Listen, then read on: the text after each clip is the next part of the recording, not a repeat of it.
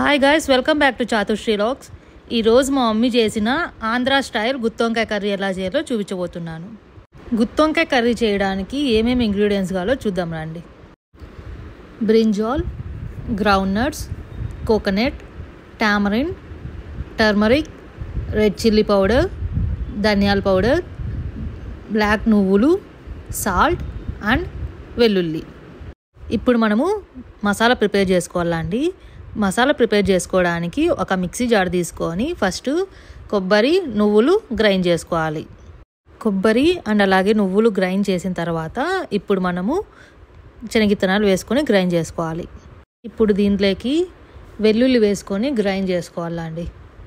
ఇప్పుడు onion add చేసుకోవాలండి. చిన్నదైతే ఒకటి, పెద్దదైతే హాఫ్ వేసుకోండి.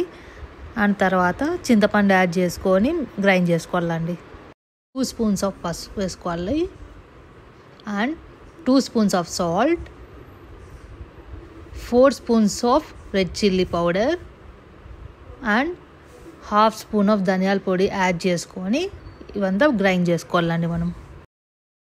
ఇప్పుడు కొబ్బరి, ధనియాలు, శనగిత్తనాలు, చింతపండు, పసుపు, కారం, ధనియాల పొడి, సాల్ట్, గార్లిక్, ఆనియన్ అవన్నీ వేసిన తర్వాత లాస్ట్లో కొన్ని వాటర్ వేసుకొని అండ్ అలాగే కొద్దిగా ఆయిల్ వేసుకొని అంతా నీట్గా గ్రైండ్ చేసుకోవాలండి.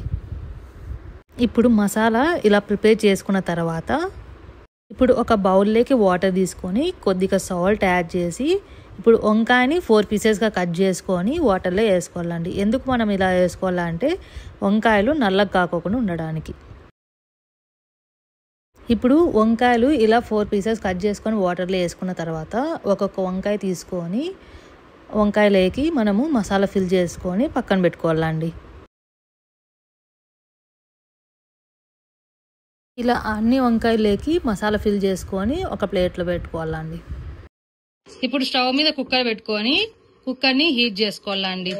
ఇప్పుడు కుక్కర్ హీట్ అయిన తర్వాత ఒక 5 స్పూన్స్ ఆయిల్ వేసుకోవాలండి.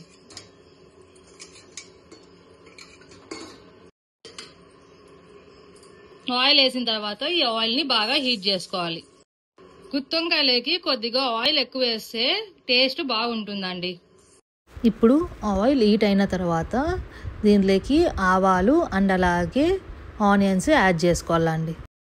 ఆనియన్స్ యాడ్ చేసిన తర్వాత ఈ ఆయిల్లో ఆనియన్స్ని బాగా ఫ్రై చేసుకోవాలండి. ఇప్పుడు ఒక టమోటా తీసుకొని చిన్నగా కట్ చేసుకొని ఈ ఆయిల్లోకి యాడ్ చేసుకొని టమోటా, ఆనియన్స్ ఫ్రై చేసుకోవాలండి. ఇప్పుడు టమోటా, ఆనియన్స్ ఫ్రై చేసుకున్న తర్వాత మనము వంకాయలకి మసాలా ఫిల్ చేసి పెట్టినాం కదా అండి. ఇప్పుడు ఆ వంకాయలు మనము కుక్కర్లోకి యాడ్ చేసుకోవాలి. ఇప్పుడు వంకాయలు యాడ్ చేసుకున్న తర్వాత ఈ వంకాయల్ని మనము ఆయిల్లో బాగా మగ్గించుకోవాలండి.